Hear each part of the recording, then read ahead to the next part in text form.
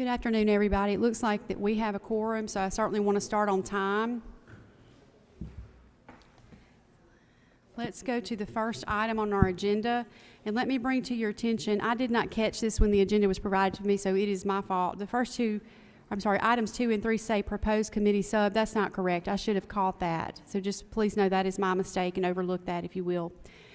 The first one is House Bill number 424, and the first 4 items are just highway naming. This is Memorial Highway bills.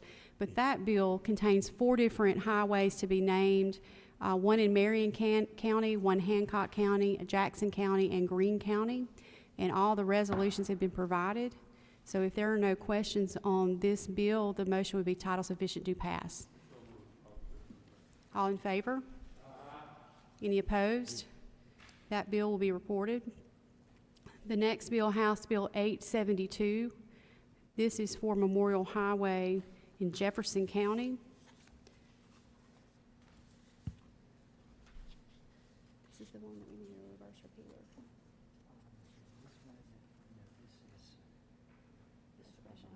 Oh, okay. Okay. This is just a 1 mile area down in Jefferson County. If there are no questions, the motion is title sufficient to pass. All in favor? Any opposed? That bill will be reported. Okay. The next bill, House Bill 887. I had a little question about this bill. It's a little bit longer than what we generally see come through, and you all know I'm learning, so I did ask this question. I believe this provides for 7.8 miles. So for that reason, I'd like to add a reverse repealer. I did talk to Chairman Busby. He agrees with me. He knew that when he sent it over, and he had intended to contact me, and let's work it out through conference to be sure that this one is comparable with the bills that we typically pass through committee, being a mile or so. So with that said, I'd like to make the motion to add a reverse repealer. All in favor? Any opposed? All right, back on the bill, and the motion is title sufficient to pass. As amended. All in favor? Any opposed? And that bill will be reported. Next bill is House Bill 995. This is an act to designate a segment of Interstate Highway 269 in Marshall County. And I believe this is right in line with the others, around a mile or so of this highway. The motion is title sufficient to pass. If there are no questions. All in favor? Any opposed? And that bill will be reported. Now on to our general bill items. House Bill 576. This bill addresses and updates the method for determining funding under the LSBP program in a couple of different ways. The one main change is that we're moving to use condition rating instead of sufficiency rating, and this is lines 37 through 41. And secondly, using the number and size of bridges in the funding formula as opposed to just road mileage. Now, I have some handouts here that you should have received, and the packet looks like this. And Mr. Harry Lee James with State Aid Road has been so gracious to come today, and he has provided this information. This is color-coded, and you should be able to provide your district. You should be able to get to your district as the information was provided to see what the change in funding formula would mean for you. And at this time, I would like to invite Mr. James, if you would come to the podium. Mr. James, I'd like for you to explain the change of the funding formula and what it means for the individual counties, if you will.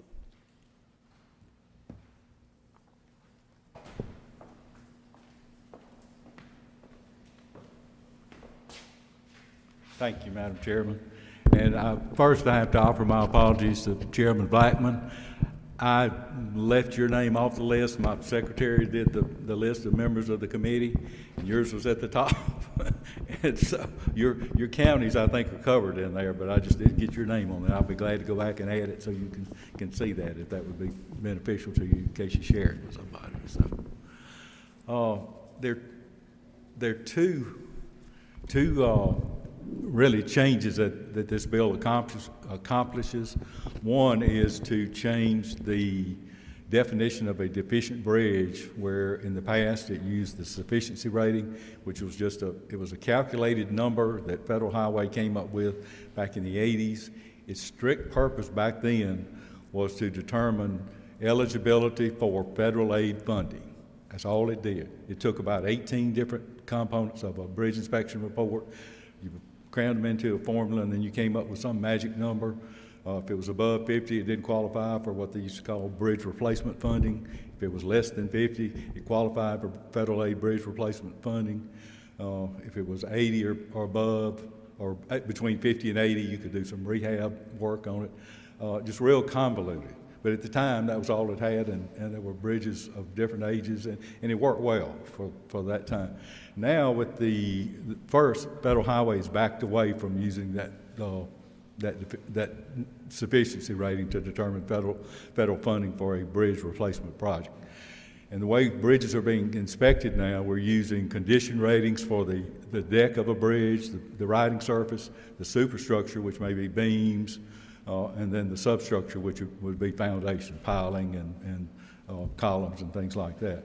So what we're trying to do is change from sufficiency rating for funding to a condition rating, so that you've got more things that are basically in tune with the way we're inspecting bridges now. That level would be if it's a 5 or less, which 5 is a fair condition, then it would qualify for LSBP funding at that level. Also, would allow, that way we don't have to wait till the NBIs run each time to look at the eligibility of a structure. If something comes up and the county wants to say, oh, we want to fix this structure as opposed to one that's got a sufficiency rating of 50, and that number is subject to pencil whipping if you really want to get into it. So it makes it's a lot cleaner just to use those condition ratings. And we run our inventory every Monday or the first of every week, so we kind of get a good handle on where we are with things. The funding formula, with the change of the funding source from basically bonds we used in the past, we'd get $20 million bond issue every year, or maybe some years 30 if they forgot to bond it the year before or whatever. Now to the use tax, which is a very consistent stream of income to that program. It creates stability for it, where before it was more knee-jerk, start and stop. You have some counties that would not, overspend their budgets, and so when they spent out what we'd already meted out to them, they would stop right there, and then as another round of funding came up, then we would, they'd start back up again. And we actually, as new funds were developed or put into the program, we would kind of shake up the reshuffle the card deck and look at the new number of structures and everything that were eligible. Just this year, the number of in the past year, the numbers have gone down from 700 and something to 695, I think, today. So theoretically, every time a bridge is replaced, we ought to be reshuffling the deck and taking the money that county's been getting away from them and putting it to another county. And if you'll look at this very top page, you can kind of see, and these are just theoreticals, like I say, 20 million a year, 10 million to each of the two phases of the two sides of the formula. Just magic counties A, B, C, and D. If you've got, if in year one, if we had a 700 bridges eligible statewide, and say County A had 70, then they would get $1 million, whereas County D, if they didn't have any eligible bridges, they would not get any money under the deficient bridge component of the formula. Senator Hobson, you're a good example of that in Warren County, and I think in Issaquah. That's what's happening to y'all up there now. Second year, same thing. If they drop by, say, 10 bridges or whatever, 5 in one case, you can see how the numbers continue to go down. They're supposed to go down as the bridges are replaced. The money is supposed to shift to those counties that have the needs and everything. However, right now we've got such an aging infrastructure out there. The changing the formula to the two components that we're trying to hit on now. One, the bridge component, as opposed to road mileage, which the road mileage came from the state aid formula. We know why that's in there. But if you look at the other half of it, so you're looking at all the potentially eligible bridges in the county on the local system. Right now, I think this morning we were looking at 4,777 statewide that are truly on the local system. You can't use any other money for them. Now, you might use some federal aid if it comes up, but you can't use state aid for them. You can't use anything else. It's strictly all the off-system bridges.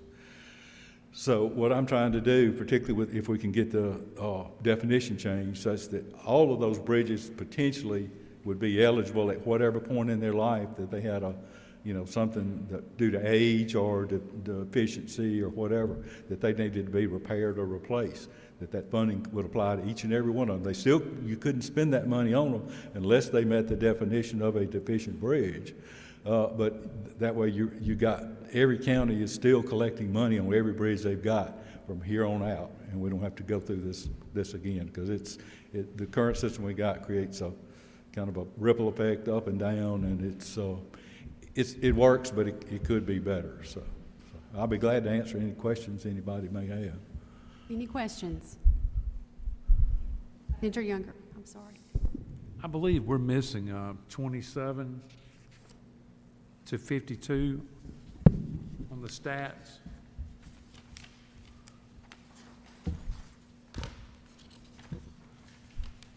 I think we are. Do you Is this happen the to color, have? the color coded? Yes, sir. Well, I'm sorry, you took my original, so I don't know which one it went to. We'll be sure to get those to the members just as soon as we can. We did this sort of in a hurry before the meeting, but give us just a moment. But we'll go back and add Senator Blackman's, name and I counties. believe her counties are here. We looked at together, and we do see her counties. Yeah, they are noted. I Okay. just didn't put your name on it, so I apologize for that. So, Senator Blackman, do you have a question?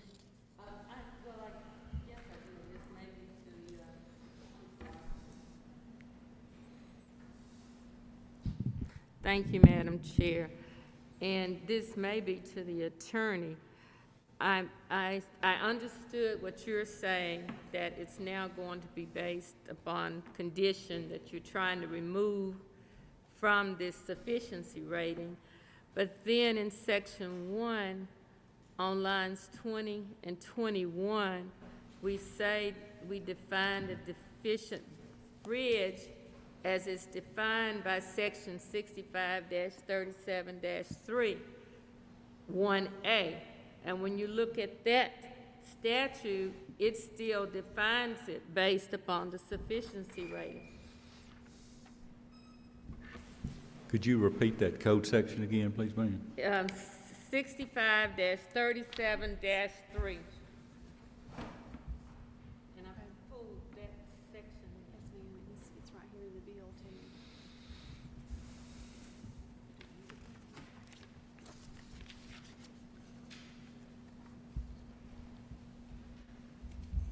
Okay, I think a couple of things will answer the question, Senator Blackman. Lines 48 through 51, the deleted language has a number, and that actually goes away. And then you look at the language, lines 37 through, I'm sorry.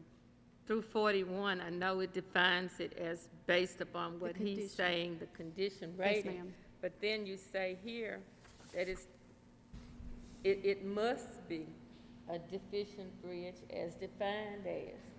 I think the difference, what he's saying, he took out the sufficiency rating, the deleted language actually has a number.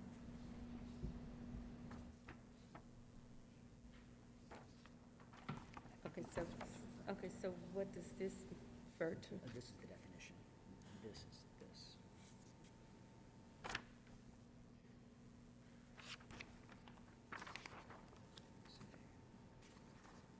Right here, that's the definition. Okay, that's 37.3. This is 37.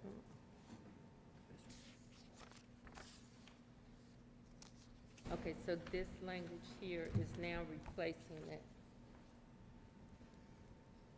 Right. Okay. All right, thank you. Thank you. Any other questions? Yes, Chairman Hobson. Thank you, Madam Chair. Harry Lee, let me ask some just basic questions, so I'll make sure I'm answering this question from my local folks, but the monies that are used in this fund are designed to assist the cities and counties, correct, in bridge repair? Bridge repair and replacement, yeah, and typically they use it to fund the entire project. We are actually now with the use tax funds that are coming to the counties on a, twice yearly basis, encouraging them to use them as county supplied funds on some of these projects where these counties don't have enough funds to keep some of these projects moving forward. They got to spend it on transportation, anyway. So this is a very good example because this money is building tremendously for them, over the course of this 4 years when it builds up to its, not Right. maximum, but whatever's collected at the end of the 4-year period. So, Yeah, but, okay, and the question that I've got, and you may have explained this and I missed it, always the concern that you have is for those counties that have not done as good a job traditionally in taking care of their bridges. It sounds like in this proposal that the funds will go directly on a better formula to the places where they need to go to fix the bridges. How are the counties, and I may have misunderstood you, but how are the counties that have done a better job of whether they utilize their own funds or they just been more efficient with what they've done, that don't need the repairs as much? They're not going to get as much money into this. So how do we justify or reconcile that issue with the way that this funds under this proposal will be distributed? or under the current formula, if they've done a good job of, through bonding or whatever, utilizing their funds efficiently, such that they no longer have any LSBP eligible structures, and there are currently, I think, 11 counties that have 0 in that category. They are essentially being penalized because they're not receiving any funding out of that component of the formula. Whereas moving forward, by changing this formula, they'll be receiving money from both sides of the formula moving forward. And in the event that additional funding through the use tax or from whatever source is put into this program, then it'll just continue to help the counties. Now, the counties that do not have any eligible structures, I think it was changed in during the special session of 18, they can use those funds on their state aid bridges in the county. They can use it on any other type of drainage work or that they need to do. So it still has portability and flexibility. It's not necessarily tied to this. So, and we wanted to make sure those counties that do a good job, have that ability to do that. And sometimes it's not just doing a good job. Sometimes it's just the luck of the draw that some counties don't have that many bridges that are that bad. But it's hard to find one around here now that doesn't. So. Sure. So, all right, I think you That answered the answers your question. question. Yeah, I think it does. Nothing's changing about that portion of the law that would allow those counties to utilize the funds in other ways. Is that No, right? no, sir, no. Okay. No, well, one thing we are trying to do is tighten it up so that there was a local system road program that went along with the LSBP. That has gotten real restrictive now, where if there's nothing else that needs fixing in a county drainage-wise, then potentially they could do that. But they've got access to 25% of their state aid funds to use on their local road program at any time, so. Okay. Thank you, Mr. James. Thank you, Madam Chair. Any other questions? Yes, Senator Blunt. Thank you, Madam Chair. Here's what I'm struggling with, and I'm not an expert on this subject, but as I look at the chart, I see that my county has the most posted bridges in the state and takes the biggest hit, would lose more money under this proposed new formula than under the current formula. Help me understand how that works. That I have the most posted bridges in the state and take the biggest loss in funds under this new proposal. That's just the way the math works out. I mean, it's not set up for, preference or anything like that. What we were finding in years past, there were many counties that were keeping bridges on the system and with never any intention of making any repairs or anything. What I got to refer to as a ghost bridge. It was just strictly there, so it was a placeholder for catching funding. And so we kind of caught on to what they were doing, and we started removing those bridges off the inventory and paring them down so that, you know, if you go out and you see do a bridge inspection, you see a bridge and it's got a tree that big growing up in it, you know they never intend to do anything to that bridge going forward. It's just because Hinds County has the most number of bridges in the state. I think 400 or 401 is the count. Also, I hate to say it, but so many of their bridges are in the city of Jackson as well. They've got a lot of municipal bridges, and so, you know, you take both components of it, and it's just a...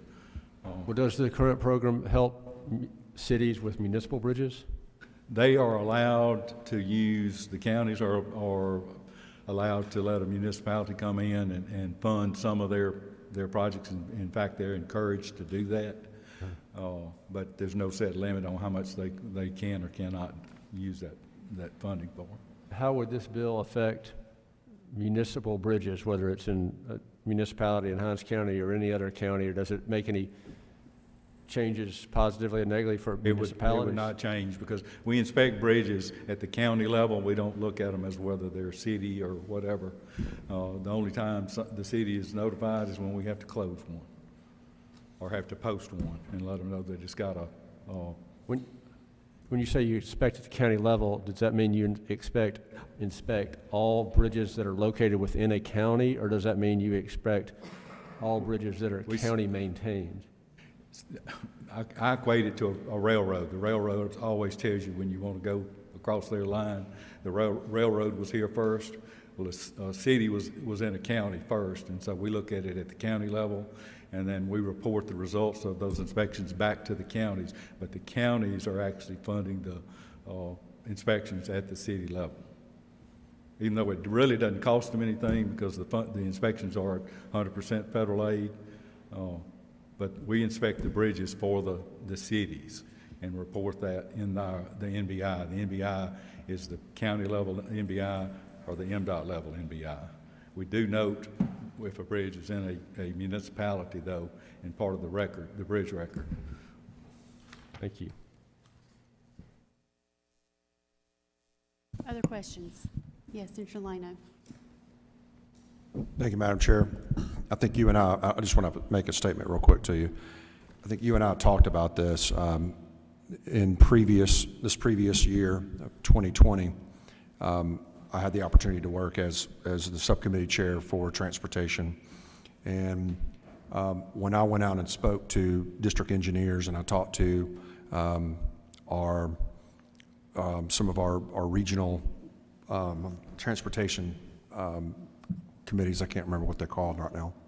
But whenever I went out and talked with them, this was the one thing that they thought that we needed more help with, is to adjust this formula to make sure that we were getting the most critical needed bridges, the monies that needed the repairs. And I think this is exactly what they were referring to in their conversations. And I have had a couple of other follow-up conversations since this bill came to our committee, and they did say that this is something that is certainly needed to make some adjustments and to make sure that we're getting the most critically acclaimed bridges repaired as soon as possible. But thank you. For your comments, that's my understanding as well. Yes, Chairman Blackman. Thank you, Madam Chair. Well, as a follow-up to that, do we have a list of the most critically bridges that are in need of repair? Because none of this right here shows us that. Do we have a listing by, in terms of the counties with the... On the state aid website, we list by county, and we list the LSBP eligible structures, and that number could change weekly if we run the NBI. In fact, Senator Younger here, I think I was up in Columbus back in December. They didn't have any eligible structures, or maybe they had one. It's like a $2 million job, though. And I looked again today. He's got two now. So it's a moving target, and it all ties back to the inspection of the bridges. So at any time, we can give anybody a list of the eligible structures in their county. However, if we make this definition change, that definition will shake up the, the deck, so to speak, and we'll go from 695 to about 1,100 and something immediately that are eligible for, for funding. So we're increasing those that are eligible as opposed to addressing the already existing ones? Well, what has happened, see, this program has been in effect since, 94, 95, I believe. It's had $450 million spent through it, replacing over, I think, 2,000 bridges. And what has happened due to the funding, some counties not getting enough to hit some of the bigger bridges, like I mentioned with Senator Younger's there. It's just, they have to struggle finding somewhere to spend their money. Not saying they're spending it on things that are not needed, but what we've done, the low-hanging fruit has been picked. And so now they're having to go look at other structures that they have to deal with and trying to figure out how to fund and fix those.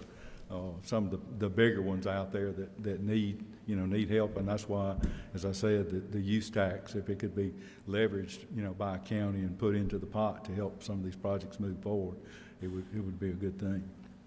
Well, in the use tax monies, is that also, would that change, will this formula change how it's utilized? No, but the use tax, the 5% of the use tax, that is how the LSBP program is funded now.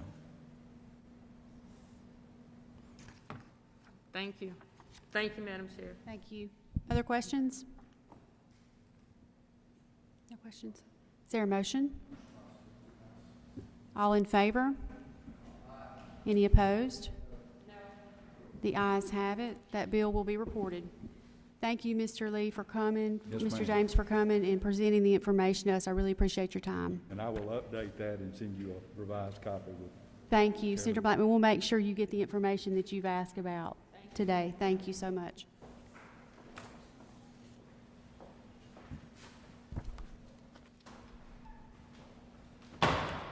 All right, the next item on the agenda today is House Bill 740.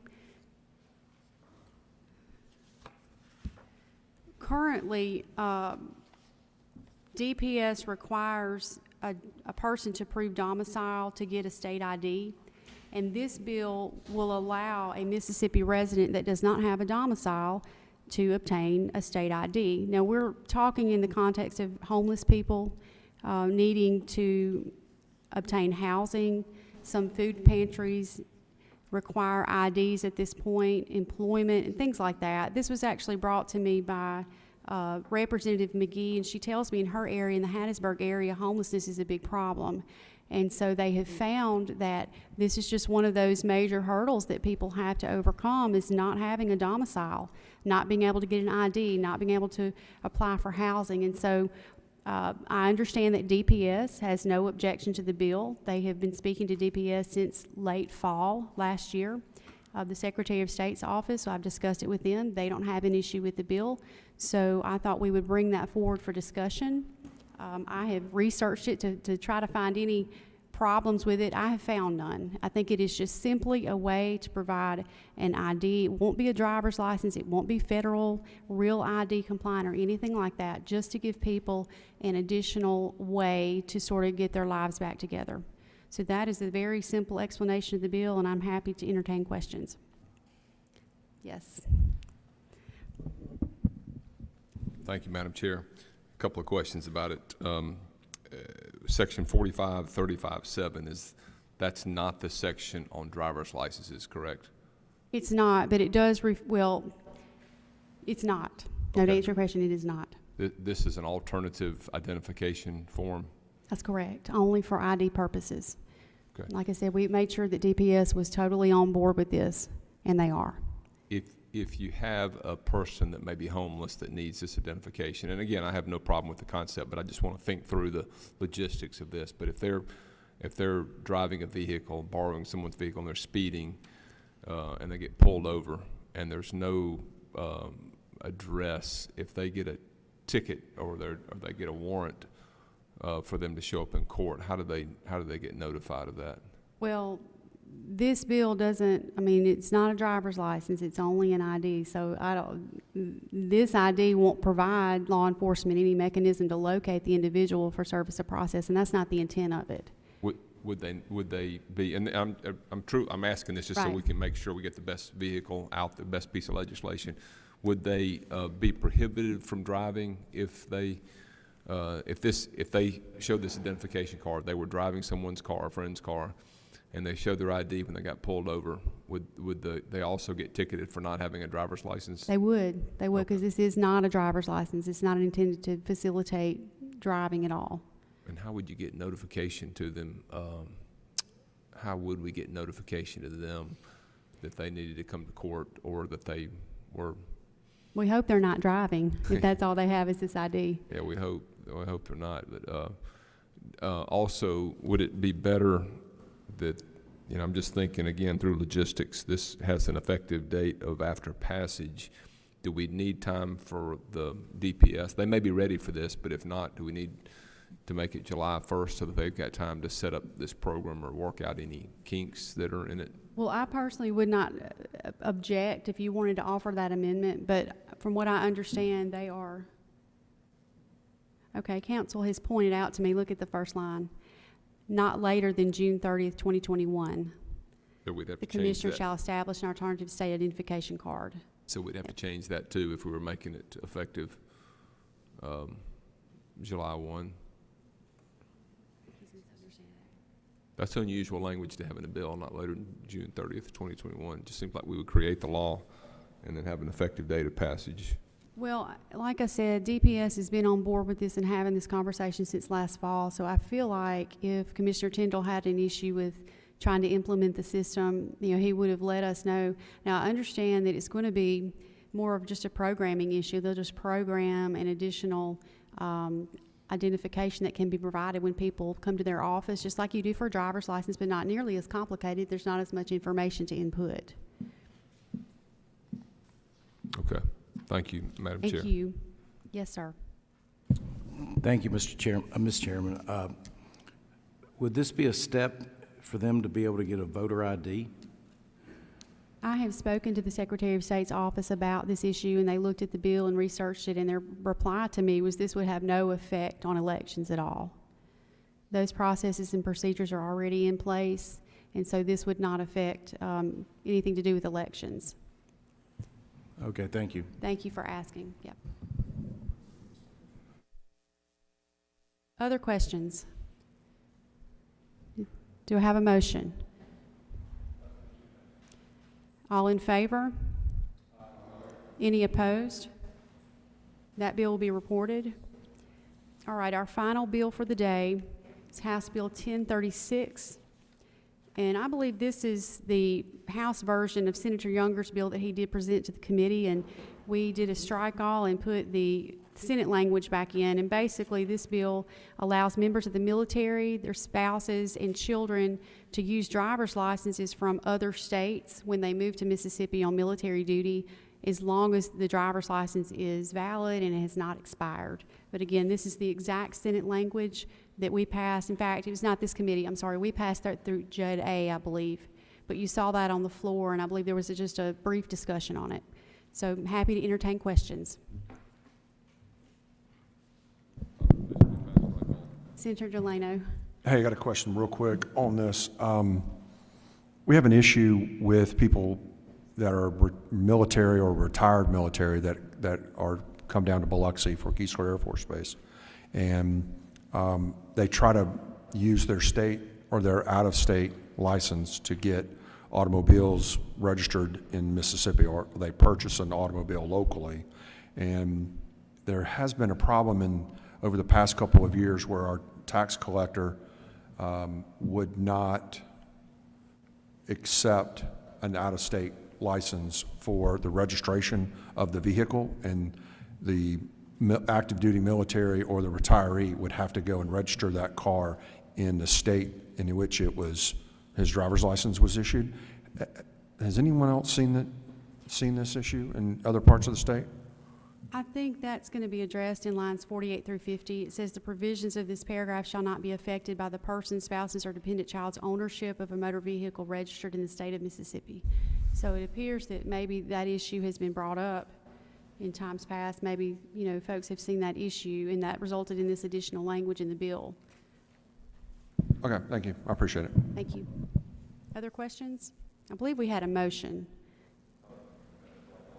All in favor? Any opposed? That bill will be reported. All right, do we have a motion to rise and report?